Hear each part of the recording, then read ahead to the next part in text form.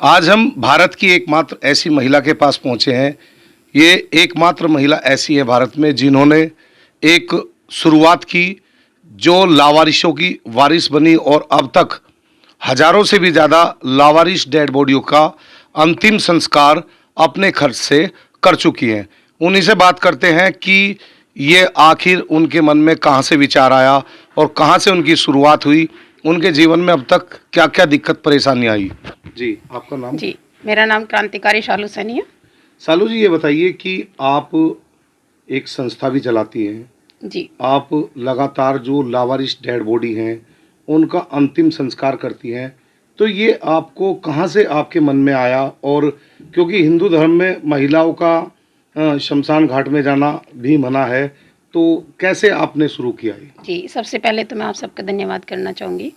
ये हमारी संस्था साक्षी वेलफेयर ट्रस्ट बहुत समय से जो है महिलाओं के लिए कार्यरत है। कई साल पहले हमने संस्था बनाई थी और मैं पिछले 17 साल से फील्ड में काम कर रही हूँ।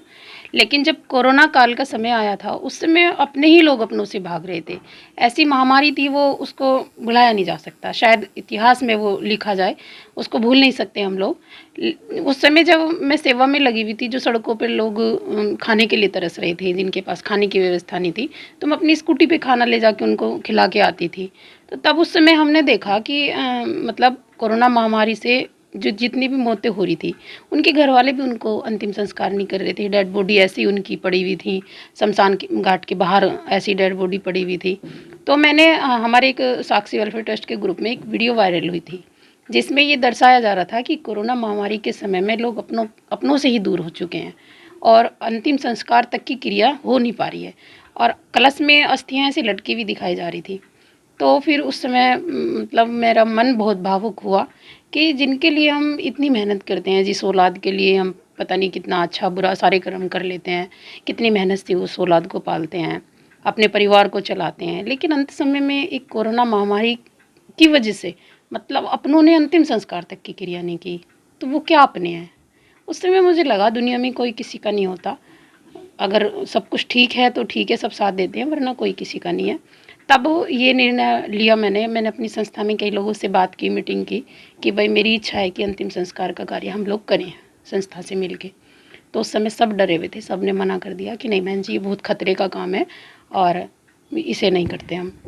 लेकिन मेरा मन था कि मैं करूं, तो फिर मैंने खुद से ये शुरुआत करी। तो आपने ये अकेली एक महिला ने मतलब बीड़ा उठाया? हाँ, फिर क्योंकि मुझे सपोर्ट शुरू में किसी ने नहीं दी, सबने मना कर दिया कि नहीं ये कोरोना में बिल्कुल नहीं और आपकी जान भी जा सकती है। लेकिन मेरा मन था, मैं जब मैं किसी काम को तय कर लेती हूँ तो फिर मैं उसको तो करती क्या ज़रूर हूँ। कोरोना काल जैसे आपने बताया कि अपने ही अपनों से दूर भाग रहे थे, जी। तो क्या आपको डर नहीं लगा? नहीं, मुझे डर नहीं लगा। वैसे मैं ईश्वर के अलावा और अपने माता-पिता के अलावा मुझे किसी चीज़ से डर नहीं लगता। और जब मैंने पहला अंतिम संस्कार किया, मेरे लिए भी वो नया था सब कुछ, क्योंकि मैं भी पहले कभी शमशान घाट नहीं गई थी। लेकिन जब मैंने पहला अंतिम संस्कार किया, तो एक बीजेपी के नेता का मेरे पास फ़ोन आया और उन्होंने मुझे जानकारी दी कि एक ऐसे डेड बॉडी है जो अस्पताल से आई है, बहन जी आप उसका अंतिम संस्कार कर देना। मैंने कहा ठीक है। तब मैं पहली बार शमशान घाट पहुंची।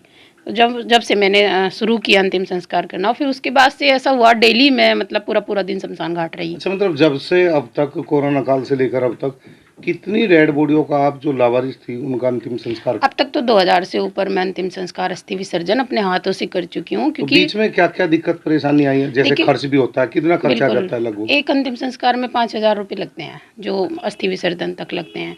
और पूरे विधि विधान से, चाहे वो हिंदू हो, मुस्लिम हो, सिख हो, ईसाई हो, उन्हीं के धर्म के हिसाब से मैं अंतिम संस्कार करती हूँ। और कोरोना काल में भी मैं ऐसी ऐसी डेड बॉडियों को, कोरोना से मृतकों की लेके आई घर में से निकाल के अपने हाथों से, जो परिवार वाले भी हाथ नहीं लगा रहे थे, घर से निकल के खड़े हो गए पूरा थे। खर्च कहाँ से चलता है? क्या दिक्कत आई? शुरू में तो जब मैंने शुरू किया तब तो मैंने खुद अपने पास से किया। लेकिन जैसे जैसे मेरे जैसे प्रचार हो जाता, ज़्यादा जब मेरे बारे में लोग ज़्यादा जानने लगे, तो सभी जगह से मेरे पास सूचनाएं आने लगी लावारिसों की। और कुछ परिवार भी ऐसे होते हैं जिनकी हम मतलब किसी को सूचना भी नहीं देते। उनके अंतिम संस्कार जैसे परिवार वाले हैं और फिर उनके पास पैसे की व्यवस्था नहीं है, तो हम उनके भी करते हैं, पर उनकी जानकारी हम किसी को देते नहीं, वो गुप्त रखते हैं ताकि परिवार शर्मिंदा ना हो। पहले शुरू में किया अपने पास से ही, लेकिन जब लगातार सबको लगा कि भाई ये हट ही नहीं रही, करती जा रही है, तो फिर मेरी संस्था में से जैसे मेरे बड़े भैया राजू सैनी हैं, अब वो आए, मंगलेश जी हैं वो आए, तो फिर 5-4 जने संस्था में से ही हमारे सबने कहा कि नहीं, बीच जब आप में ऐसा लगातार कभी समय आया है कि जो अंतिम संस्कार करने के लिए आपके पास पैसे उपलब्ध नहीं थे? बहुत बार, एक बार नहीं बहुत बार ऐसा हुआ कि मैं अपने घर में अगर राशन के भी पैसे रखे हुए हैं, वो भी मैं उठा के लेके गई अंतिम संस्कार के लिए। बहुत बार ऐसा भी होता है कि मुझे उधार भी लेके जाने पड़ते हैं किसी से। और जैसे मैं, सभी को पता है मैं सिंगल मदर हूँ और मेरा झांसी की रानी पे ठेला लगता है। मैं वहीं पे ठेला लगा के अपने बच्चों की परवरिश करती हूँ और उससे जो बच पड़ता है मैं समाज में अपना योगदान देती हूँ। एक बार नहीं, ऐसा मेरे पास हज़ारों बार आया होगा कि तब मेरे पास पैसे नहीं और मैं अंतिम संस्कार के लिए फ़ोन आ गया और मैं करके आती हूँ, लेकिन कभी मैं मना नहीं किया अंतिम तो संस्कार के इसका लिए। मतलब आप को यहाँ किससे, मतलब कहाँ से ये मन में विचार आया, किससे श्रेय देना चाहेंगे आप? देखिए, ये तो परमात्मा की देन है और शायद ईश्वर ने मुझे इस लायक समझ लिया। ये ईश्वर की दी हुई जिम्मेदारी समझ के मैं निभाने का प्रयास कर रही हूँ, क्योंकि मैं इस लायक नहीं थी कि मुझे इतनी बड़ी जिम्मेदारी कोई सौंपे और मैं उसे निभा पाऊँ। क्योंकि करोड़पति पड़े हैं बहुत लोग जिनके पास फाइनेंशियली कोई दिक्कत नहीं है। मेरे पास तो फिर भी बहुत सारी दिक्कतें हैं। मेरी बैकग्राउंड इतनी अच्छी नहीं है कि मैं इतना सारा मोटा खर्चा कहीं से कर सकूँ। मेरा तो अपना छोटा सा काम है जिससे मैं अपने बच्चों का गुजारा कर रही हूँ। और मैं ये शर्माती भी नहीं हूँ कहने में कि मैं ठेला लगाती हूँ, मुझे कोई दिक्कत नहीं होती उस बात से। लेकिन ये मुझे लगता है, मेरी आत्मा कहती है कि ये ईश्वर की दी हुई जिम्मेदारी है जिसको मैं निभाने का प्रयास कर रही हूँ और मेरी पूरा प्रयास, पूरी कोशिश रहेगी कि मैं इसे तन मन धन से निभाऊँ। अभी आपको एक अवार्ड भी मिला है, कौन सा अवार्ड है? जी, ये अभी 8 महीने पहले मेरा इंडिया बुक ऑफ रिकॉर्ड में नाम आया था और अभी जो है हाल ही में मेरा वर्ल्ड रिकॉर्ड में नाम दर्ज हुआ है। और ये ईश्वर की देन है, मेरे सभी साथियों की देन है, सम्मानित मीडिया की देन है। क्योंकि देखिए, काम तो बहुत लोग करते हैं, काम करने वाले बहुत लोग होते हैं, लेकिन उस काम को पता नहीं कितने लोग सराहें। तो सम्मानित मीडिया ने मेरा इतना सपोर्ट किया कि आगे तक मेरी वीडियो, मेरे अखबार में रोज़ खबरें, वो बहुत सराहते हैं और निस्वार्थ हमेशा मेरी मदद करते हैं कि मैं इतना अच्छा काम, वो उनका कहना ये होता है, तो आप इतना अच्छा काम करती हो, क्या हम आप अपना ये सेवा है हमारी तरफ से कि हम पैसों से सेवा नहीं कर सकते आपकी, लेकिन जो हमारे पास है उससे तो कर सकते हैं।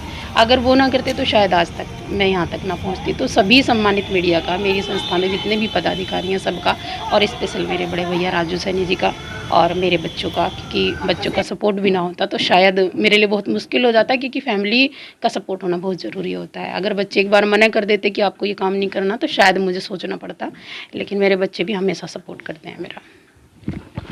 अभी हमारी बात हुई सालू सैनी, जिनका नाम है।